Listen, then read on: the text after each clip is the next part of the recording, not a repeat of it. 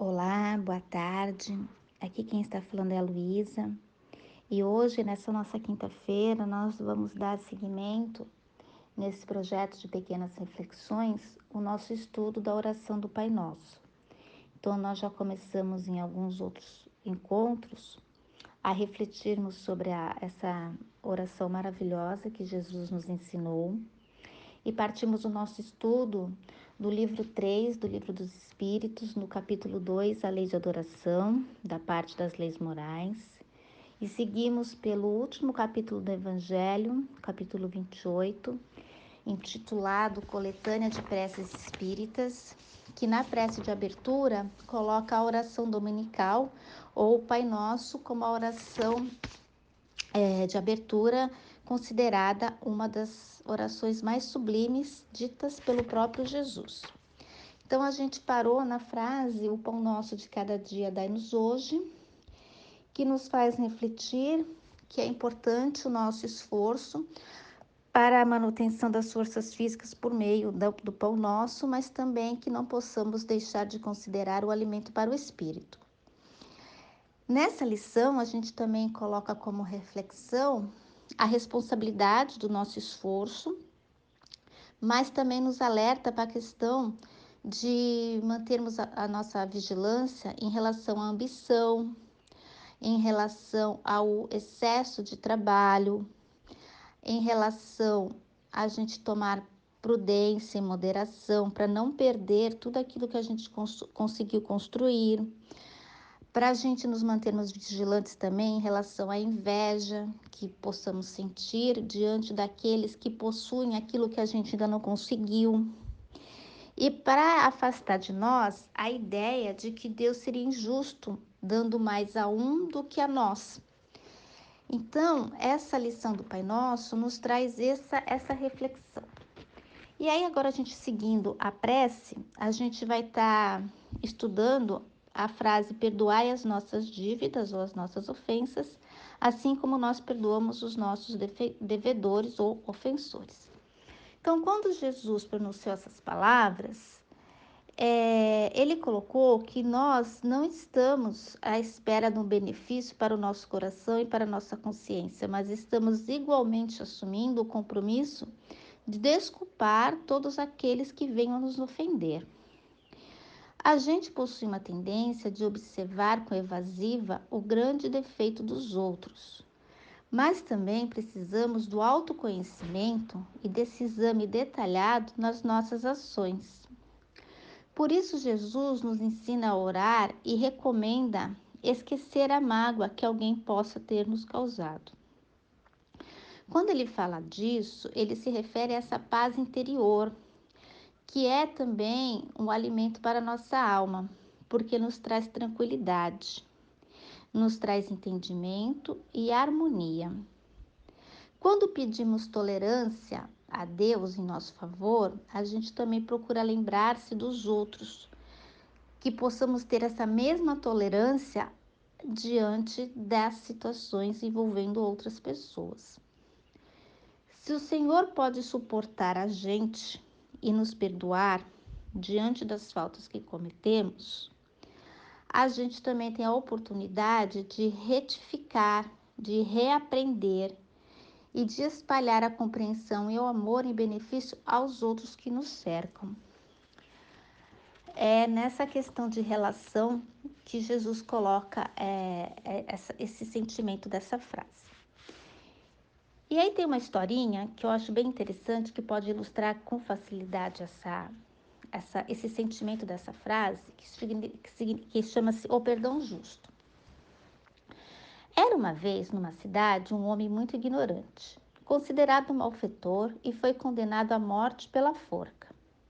O juiz severo no julgamento afirmava que aquele infeliz era um grande criminoso, e só essa pena última poderia solucionar a situação. Alguns dias antes do enforcamento, o magistrado foi ao cárcere em companhia de seu filho jovem, que era alegre e bom de coração. Ao se aproximar de um soldado, colocou-se a examinar com curiosidade a arma de fogo, pois nunca tinha visto uma de perto. Sem querer e sem que o rapaz pudesse refletir no perigo que estava à frente, passava mãos no objeto e, sem querer, disparou um tiro, que ao escapar rapidamente, com o espanto de todos, a bala disparada alojou-se num dos braços daquele condenado à morte, que observava a cena com tranquilidade diante de sua cela. Com o corpo banhado em sangue, foi socorrido pelo juiz e por todos os que estavam ali perto. Apesar do juiz ser duro na palavra com o seu filho, que tomou uma postura irrefletiva, o prisioneiro lembrou-se dos ensinamentos e perdoou o filho do magistrado, dizendo que não precisava pedir desculpas, pois sabia que o jovem não tivera a mínima intenção de machucá-lo. O juiz, assim, notou uma profunda e sincera rogativa do silêncio que passou a reparar diante do condenado, portador do nobre coração e de exprimível bondade.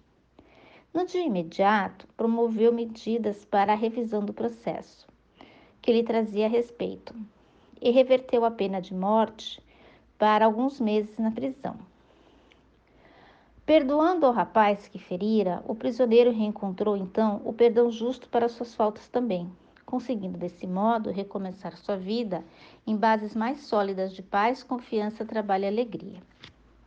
A gente também pode reportar essa frase da oração do Pai Nosso numa das passagens do Evangelho que chama-se o efeito da cólera. Um velho judeu de alma torturada por pesados remorsos chegou certo dia aos pés de Jesus e lhe confessou estranhos pecados.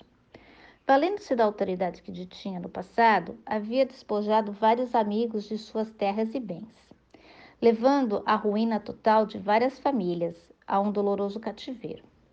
Já com maldade premeditada, semeara em muitos corações o desespero, a aflição e a morte. Achava-se então esse judeu enfermo, aflito e perturbado. Os médicos já não conseguiam mais solucionar os seus problemas, cujas raízes prendiam-se nos profundos labirintos da sua consciência dilacerada.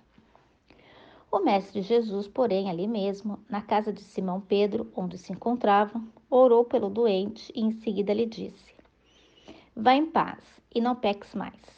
O ancião notou que uma onda de vida nova lhe penetrou o corpo todo.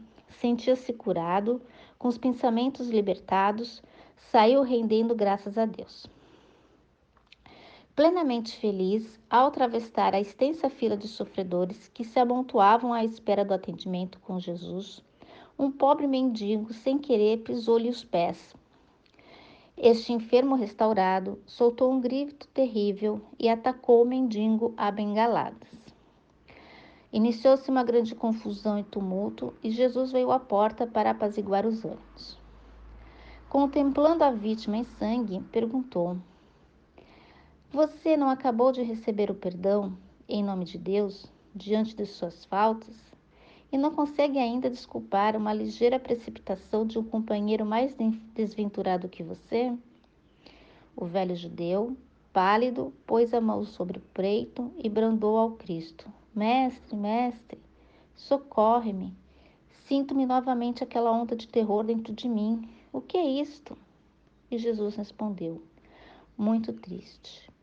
Isso, meu caro, é o ódio e a cólera que outra vez você mesmo chamastes ao teu próprio coração. E ainda hoje isso acontece a muitos que, por falta de paciência e de amor, adquirem novamente a amargura, a perturbação e a enfermidade. Então, essas lições nos trazem que geralmente o silêncio é um grande aliado para resolvermos essas situações, principalmente quando a gente ouve palavras infelizes, quando alguém perto da gente está irritado, quando a gente escuta algumas situações de maledicência, ou quando alguém nos ofende, está encolorizado, nos critica, nos ferindo, ou quando a gente escuta alguma situação de calúnia, de humilhação, ou quando alguma pessoa com muita vaidade nos provoca. O silêncio, geralmente, é a gentileza do perdão que se cala na espera do tempo. Essas lições amorosas que Jesus nos coloca, diante à luz do Espiritismo, a gente sabe que nós somos imperfeitos e cometemos várias infrações, mas que a gente também tem a possibilidade de se redimir por nossos próprios esforços. E que uma das leis, a lei de caridade, nos ensina que não é só dar ao semelhante aquilo que ele precisa em sua necessidade, mas também a gente exercitar em nossa mente o esquecimento, o perdão das ofensas, que a gente precisa trabalhar em nosso íntimo as questões de ressentimento, de mágoa, de ódio, de rancor, desejo de vingança.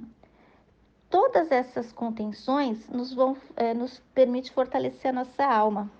E a gente também sabe, à luz da doutrina espírita, que por meio das existências da nossa reencarnação atual, é a possibilidade de resgatar e reparar aquilo que a gente não conseguiu fazer no passado. Nessa vida nova, aquilo que a gente não pôde fazer, mas a gente hoje já tem condições para exercitar e buscarmos essa evolução tão sonhada. Então, essa frase tem esse poder, esse sentimento. E a gente passando para a frase seguinte, não nos deixeis cair em tentação, Jesus coloca que na bondade infinita de Deus não é permitido que venhamos a cair em tentações, mas que para isso é necessário que a gente tenha um esforço, que a gente colabore de algum modo com o auxílio do nosso Pai. Então, há leis organizadas para o benefício de todos, mas se a gente não consegue respeitar, como poderemos contar com a proteção? Sabemos que o fogo destrói, por isso mesmo a gente não deve abusar dele. A gente não pode rogar socorro divino se a gente é imprudente e se a gente repete todos os dias esse comportamento. Então, se a gente estima a preguiça, a maledicência, o ócio, a falta de vontade, a gente não vai conseguir atrair essas bênçãos a ajudar a gente a progredir. Se a gente vive atirando espinho nos outros, plantando abacaxis, como que a gente vai esperar colher sorrisos? É indiscutível essa lei de atração. Tudo aquilo que a gente atrai volta para a gente novamente. É a lei de ação e reação. Mesmo que o plano espiritual, a providência divina, tente nos ajudar, a gente mesmo não aciona a nossa vontade para a gente querer se modificar. E muitas vezes somos nós mesmos que nos afastamos do Criador. E para que a gente não venha sucumbir com os golpes da tentação, é indispensável que a gente cultive esses mecanismos. Porque a plantação, ela é facultativa, mas a colheita é obrigatória daquilo que a gente vem a fazer. E apesar de Deus nos ajudar, os bons espíritos nos intuir, é preciso que a gente faça alguma coisa em favor de nós mesmos, do nosso próprio esforço. E a questão da tentação, ela está muito ligada a essas necessidades que a gente ainda tem da nossa autoeducação, do mecanismo que a gente faz em relação a nós mesmos. Então, a gente precisa resistir a esses maus pensamentos, a situações que nos afastem do bem, que inspire as nossas imperfeições, porque todos nós ainda trazemos os vícios e os defeitos que estão dentro de nós. Essas tendências que nós temos, essa imperfeição, ela acaba sendo uma porta aberta para essas influências externas. Então, a gente precisa se afastar. E como que a gente se afasta? Com a nossa vontade. A gente vai renunciar a isso. Tudo posso, mas nem tudo me convém. Então, a gente tem uma vontade e essa vontade tem que ser maior, né? Então, tem uma pesquisa, um estudo muito interessante, que se vocês depois quiserem observar na internet e procurar, chama-se A Experiência do Marshmallow. Essa pesquisa foi realizada nos Estados Unidos com crianças. E foi usado o marshmallow porque lá é o doce mais atrativo, né, pelas crianças. Aqui a gente poderia ter feito com brigadeiros, se fosse feito aqui no Brasil. E aí, em que consiste o estudo? São colocadas crianças, uma de cada vez em salas individuais, e o pesquisador trazia um marshmallow e falava para a criança: olha, esse doce é para você. Você pode comê-lo, ele é seu. Mas eu vou ali pegar o negócio e já venho. Se você esperar e não comer, eu te dou outro, que eu vou pegar lá dentro. E aí a pesquisa aponta que 80% das crianças não conseguiram resistir e comeram o doce. Ou seja, se contentaram com um apenas, com aquela migalha, né? Agora, a pesquisa aponta, porque essa lá era filmada, né? Que tinha crianças que cheiravam o marshmallow e colocavam de volta à mesa, lambiam e deixavam de volta. Tinha criança que virava de costas, tinha criança que olhava a sala toda, tinha criança que andava em volta da mesa para não comer o doce. Ou seja, para conseguir um segundo doce, resistia à tentação. E essa pesquisa aponta a questão do autocontrole, que a gente vai ter melhores condições e melhores situações quando a gente consegue ter esse autocontrole sobre si mesmo. Porque, na realidade, essa tentação são os nossos comportamentos impulsivos, aquilo que a gente faz sem pensar. E muitas vezes, depois que faz aquilo, se arrepende. Então, assim, não é que eu não possa comer chocolate, eu não posso comer uma caixa de chocolate, né? Mas tudo posso, mas nem tudo vai me convir. Então, esse autocontrole é que vai ser o determinante ao resistir a essas tentações, ao resistir a falar mal de alguém, ao resistir ver um programa de fofoca, ao resistir ver um programa de jornalismo que trate só de acidentes, de catástrofes e de situações que me deixam entristecida.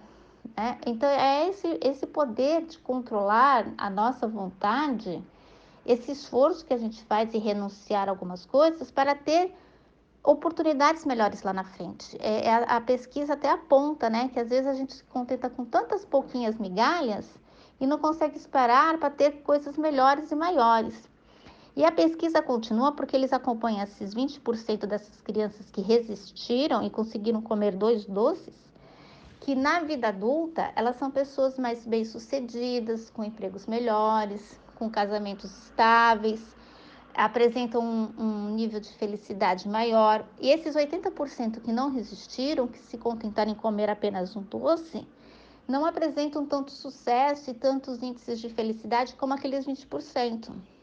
Então, resistir à tentação é mais ou menos isso, é a gente estar colocando esse esforço em vencer até mesmo os defeitos, as imperfeições, os vícios que a gente ainda traz. E aí, dando continuidade e finalizando a nossa prece, a gente tem o item: livrai-nos do mal, porque o teu reino, o poder e a glória para sempre, assim seja. O Senhor livrarás no mal, entretanto é preciso que a gente deseje não cometer esse mal. Quer dizer que um homem precisa de socorro contra incêndio, mas se ele lançar gasolina à própria fogueira, ele mesmo estará recorrendo nesse erro. O reino da vida, com todos, tem as suas notas de grandeza e pertence a Deus. Todo o poder e toda a glória do universo, todos os recursos e possibilidades da existência são da providência divina. Mas o nosso círculo de ação, a nossa vontade, é o fator determinante. Se a gente não conseguir se associar a essa lei do bem, a gente não vai conseguir alcançar esse desejo, essa harmonia, esse contentamento. Então, se a gente vive na sombra do nosso egoísmo, a gente sempre vai estar sozinho, aflito, perturbado, desalentado. Por quê? Porque a gente mesmo traz isso, a gente atrai isso pra gente, pra nós. Deus permite que a nossa vontade seja um patrimônio nosso, que a gente possa adquirir por nós mesmos a liberdade, a grandeza, o amor, a sabedoria, para termos esse mérito. Agora, se a gente vive escravizado em nossas criações, em nossos desgastes, Se a gente perde tempo em causando mal, a gente não vai conseguir sair desse ciclo vicioso. Então, o serviço, o trabalho, os livros, a leitura edificante, os filmes. Hoje na internet a gente tem vários canais de YouTube com muitas coisas bacanas que podem despertar os nossos sentimentos, elevar os nossos pensamentos. A gente consegue dar luz a essa nossa consciência e sair desse ciclo, né? Se libertar dessa corrente que nos aprisiona. E a gente pensa que essa liberdade uma coisa que a gente atrai para a gente. E que a prece nos ajuda muito. Tem uma história que chama-se Salvação Inesperada, que conta-se que num país distante, certa vez, numa noite meio chuvosa, o maquinista de um trem, ele era cheio de fé. E ele, toda vez que ele acionava a locomotiva do trem, ele rezava. E aquela noite ele tinha um pressentimento muito ruim por conta do céu escuro, da chuva. E aí ele fez a prece dele, que era o Pai Nosso, e ligou a locomotiva. E saiu pela noite escura, diante daquela densa trevas, e viu à luz do farol acesa uns sinais de que parecia que alguém com dois braços angustiados pedia atenção e socorro. E ele resolveu parar o trem, de repente, e os viajantes então correram para a janela para verificar o que estava acontecendo, porque deveriam estar diante de algum perigo. Depois de alguns passos, eles foram surpreendidos por uma grande inundação que invadia a terra com violência, porque aquela chuva acabou destruindo a ponte onde o trem ia passar. Então, na realidade, eles foram salvos milagrosamente. E tomados de alegria, o maquinista e as pessoas que estavam ali no trem avistaram que foram salvos, mas não era uma pessoa, era um morcego que se debatia na luz do próprio farol do trem. E ele estava caído ali sobre os trilhos, né? E o maquinista inicialmente achava que era uma pessoa, mas depois descobriu que foi o próprio morcego que alertara ele para parar o trem. E ele entendeu isso como uma proteção divina, algo que por meio da prece ele conseguiu atender essa instrução e parou o trem. Então as pessoas ali, mesmo que não acreditassem, não tinham como negar que foram realmente salvos por um morcego. Alguns choravam comovidos e reconheciam realmente o poder da prece. Por intermédio de um animal, que muita gente tem medo, conseguiu atender esse chamado interno, né? Então, a prece, ela nos ensina a termos um pensamento elevado, a pedirmos, a louvarmos, a agradecer. É uma forma de ter um amparo, um sentimento que harmonize a nossa existência. É um instrumento vivo e poderoso, que traz paz, que traz amor, que traz aperfeiçoamento. E assim, a gente termina o nosso estudo com essa parte assim seja, né? Quando a gente fala assim seja, é como se a gente estivesse confirmando, né? É isso mesmo, é isso que eu preciso, é isso que eu desejo, é isso que eu quero, é isso que eu compreendo. Então, que esse estudo da oração dominical, do Pai Nosso, possa realmente acender uma luz em nosso coração, que a gente possa, por meio dessas histórias que a gente ouviu, possa pensarmos e refletirmos em cada frase, em cada palavra dessa oração que foi nos ensinada por Jesus após o Sermão da Montanha. Então, assim que ele termina o Sermão da Montanha, ele faz essa prece maravilhosa. Então, são ensinamentos preciosos que foram nos deixados e que a gente precisa sentir cada palavrinha dessa com o nosso coração e com a nossa consciência. E que possamos a cada dia sermos mais felizes e melhores. Assim seja, graças a Deus.